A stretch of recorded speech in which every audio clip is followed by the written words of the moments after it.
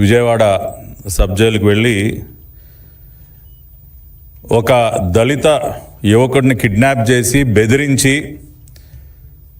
తప్పుడు వాంగ్మూలం ఇచ్చే విధంగా చేసినటువంటి ఒక వ్యక్తి వల్లభనేని వంశీని పరామర్శించడానికి వెళ్ళి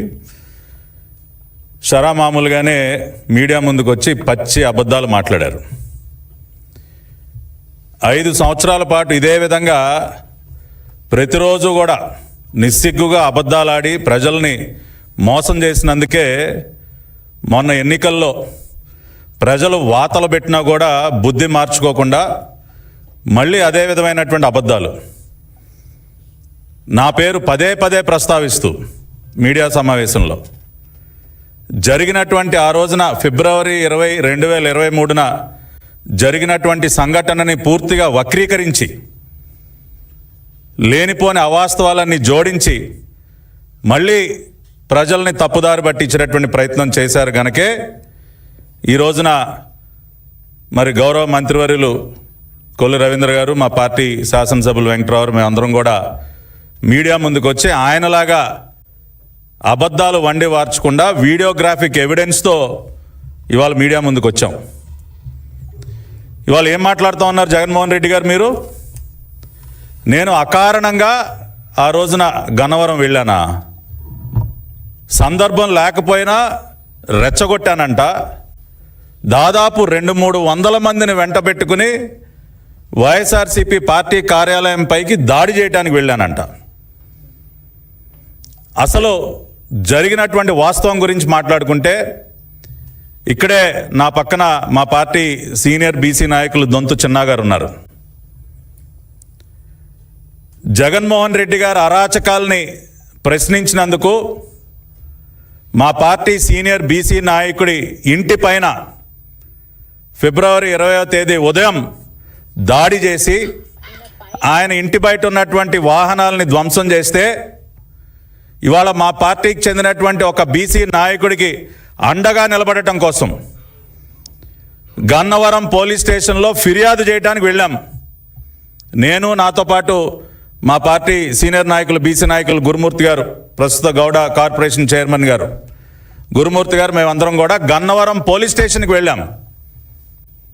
ఎందుకంటే ఆ రోజున పరిస్థితులు మనందరికీ తెలుసు.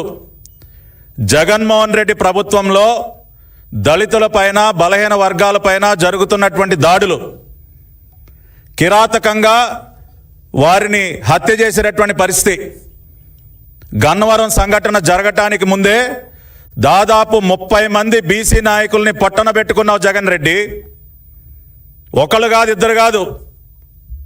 ఇవాళ మీరు చూసినట్లయితే ఒక కంచర్ల జల్లయ్య, ఒక తోటా చంద్రయ్య, నడి రోడ్డు పైన అతి కిరాతకంగా ఒక బీసీ నాయకుడైనటువంటి తోటా చంద్రయ్యని పీక కోసి చంపిన మాట వాస్తవం కాదా? నందం సుబ్బయ్య, అదేవిధంగా ఒక డాక్టర్ సుధాకర్, డాక్టర్ అనితారాణి, వరప్రసాద్ శిరోమండనం, ఈ విధంగా బీసీలు ఎస్సీల పైన దాడులు చేసుకుంటూ పోతూ వారిని అతి కిరాతకంగా చంపుతున్నటువంటి సందర్భంలో బలహీన వర్గాలే వెన్నుముకగా ఉన్నటువంటి పార్టీ తెలుగుదేశం పార్టీ. అటువంటి బడుగు బలహీన వర్గాలకి ఎట్టి పరిస్థితుల్లోనూ అండగా నిలబడాలి, వారికి రక్షణగా నిలబడాలని చెప్పి మా పార్టీ అధ్యక్షులు చంద్రబాబు నాయుడు గారు ఇచ్చిన పిలుపు మేరకు ఒక బలహీన వర్గాల నాయకుడు చిన్నా గారికి అండగా నిలబడటం కోసం వెళ్ళాం. అంటే నువ్వు మా పార్టీ బీసీ నాయకుడి ఇంటిపైన దాడి చేస్తే ఎవరు ప్రశ్నించకూడదా? బీసీలకు రక్షణగా నిలబడటానికి ఎవరు ముందుకు రాకూడదా? నీ ప్రభుత్వ హయాంలో బీసీల కోసం, దళితుల కోసం ఎవరు పోరాడినా వాళ్ళు నేరస్తులేనా? అదే కదా తమరు తెలియజెప్పింది. అంటే మీరు బీసీలని నరికి చంపుతున్నా ఎవరు మాట్లాడకూడదు, వాళ్ళ ఇళ్లపైన దాడులు చేసినా ఎవరు మాట్లాడకూడదు, డ్రైవర్ సుబ్రహ్మణ్యం చంపి డోర్ డెలివరీ చేసినా ఎవరు మాట్లాడకూడదు.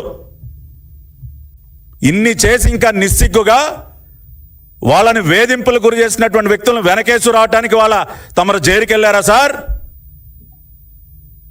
బలహీన వర్గాలు దళితులపైన దాడులు చేసి కిడ్నాపులు చేస్తున్నటువంటి వ్యక్తులకి అండగా నిలబడటానికి మీరు ఇవాళ జైలుకి వెళ్ళారా? ఇవాళ ఏం తెలియజెప్తా ఉన్నారు మీరు రాష్ట్ర ప్రజలకి?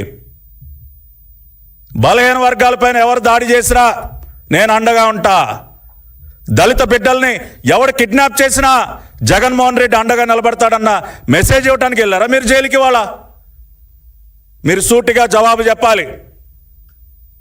ఏం చర్య తీసుకున్నారు మీరు? డ్రైవర్ సుబ్రహ్మణ్యాన్ని కిరాతకంగా చంపి డోర్ డెలివరీ చేసినటువంటి వ్యక్తి పైన ఏం చర్యలు తీసుకున్నారు మీరు? ఇవాళ ఏ రోజైనా ఒక బీసీ వ్యక్తి, ఒక బలహీన వర్గాలకు చెందినటువంటి వ్యక్తి కిరాతకంగా హత్యకు గురైతే ఏ రోజైనా మీరు నోరు విప్పి మాట్లాడారా? ఇవాళ అందుకనే మిమ్మల్ని పాతాళానికి దొక్కారు. ఇవాళ మీరు 11 సీట్లకి పడిపోయింది దేనికి? ఒక్కసారి మీరు ఆలోచించుకోండి. ఈ విధంగా దళిత బిడ్డలపైన, బలహీన వర్గాలపైన దాడులు చేసి కిరాతకంగా చంపి మీ ప్రభుత్వ హయాంలో వాళ్ళ ఉసురు పోసుకున్నందుకే ఇవాళ మీరు ఈ పరిస్థితికి దిగజారిపోయారు. మీకు ఎన్ని రకాలుగా, ఎన్ని విధాలుగా కడుపు మండినా సరే తెలుగుదేశం పార్టీలో ఉన్నటువంటి ప్రతి ఒక్క నాయకుడు బడుగు బలహీన వర్గాలకు అండగా నిలబడతారు. దానికోసమే నేను ఆ రోజున గన్నవరం వెళ్ళాను. ఎక్కడికి వెళ్ళాను? నేను పోలీస్ స్టేషన్కి వెళ్ళాను. దొంతో చిన్నా గారిని వెంట పెట్టుకుని ఫిర్యాదు ఇవ్వటానికి పోలీస్ స్టేషన్కి వెళ్ళాను. అంటే మీ ప్రభుత్వ హయాంలో పోలీస్ స్టేషన్కి వెళ్ళి ఫిర్యాదు ఇవ్వటం కూడా నేరమేనా? ఆ పని కూడా చేయకూడదా? ఎస్, దానికి ముందు కూడా నేను గట్టిగా ప్రశ్నించాను. వల్లభనేని వంశీ గన్నవరంలో చేస్తున్నటువంటి అరాచకాలు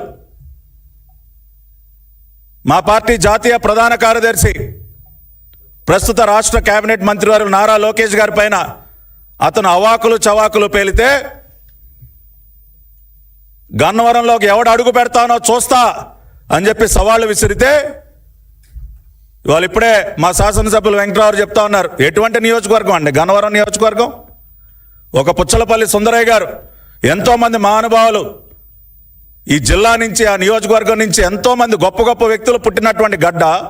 దానిని మీరు అరాచకాలకి, రౌడీజానికి ఒక వేదికగా మార్చేస్తుంటే మేమెవరం రాకూడదా గన్నవరంలోకి? అందుకనే ఖచ్చితంగా మీ అరాచకాలను అడ్డుకోవటం కోసం మాత్రమే నేను అక్కడ అడుగుపెట్టా. 200-300 మందితో నేను మీ పార్టీ కార్యాలయం పైన దాడి చేశానా? మరి 200-300 మందితో నేను దాడి చేస్తే మరి చిన్న మట్టిగడ్డ కూడా మీ పార్టీ ఆఫీస్ మీద దేనికి పడలేదండి? ఇప్పుడు ఒక పక్కన మా పార్టీ కార్యాలయం తగలబెట్టినటువంటి విజువల్స్ మా మంత్రి గారు చూపెట్టారు. చూపించండి మీరు కూడా. 200-300 మందితో పట్టాభి మా పార్టీ ఆఫీస్ పైన దాడి చేశాడని మీరు మాట్లాడారు కదా. ఇవాళ మేము చూపించినట్టు విజువల్స్ చూపించండి సార్, ప్రపంచానికి చూపించండి. మేము ఒక 10-15 మంది మా బీసీ నాయకుడికి అండగా నిలబడటానికి స్టేషన్కి వెళితే దానిని వక్రీకరించి అడిదిప్పి ఇడిదిప్పి పూర్తిగా మళ్ళీ